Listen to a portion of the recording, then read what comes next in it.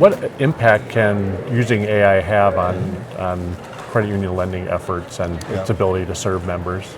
So there's three pillars that I like to talk about: smart, inclusive, efficient. And so first off, smart.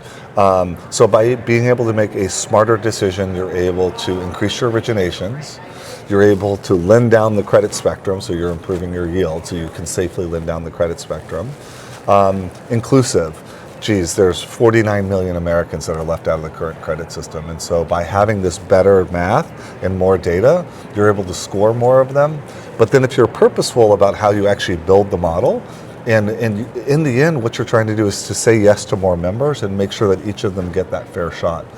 And so outcomes on there is we're looking at a 40% increase in approvals for protected class members. So I mean, this is meaningful. So Donna Bland shared on our panel, she's the CEO of Golden One, I think she estimated 38,000 or roughly 40,000 Californians who were in a protected class had access to credit because of the model that she had deployed using Zest AI technology.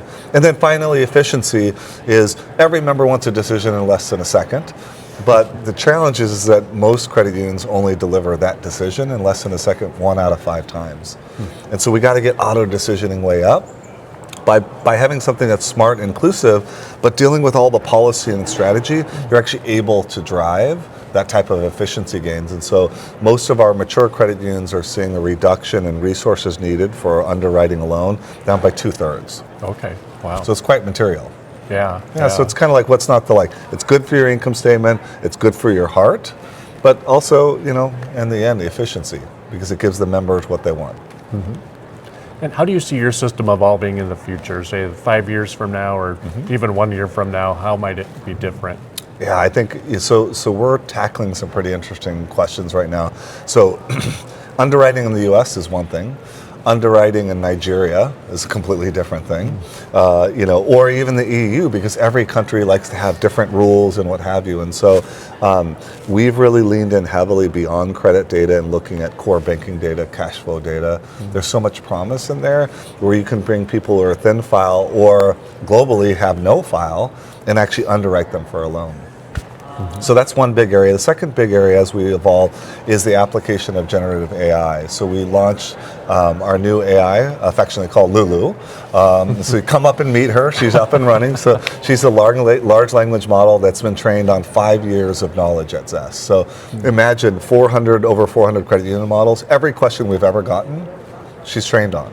Wow. Every question that says, go inspect the model. How am I doing on fair lending? Talk to me about my model risk. Talk to me about my inclusion.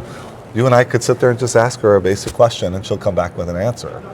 And so the idea is we're trying to make the average CEO, the average CLO have access to information that they'd have to normally go to a BI person or a business analyst and what have you to get those answers to help them make decisions faster. Wow. Pretty excited. That's great. My daughter's stoked about Lulu. You should see, she's the cutest robot ever.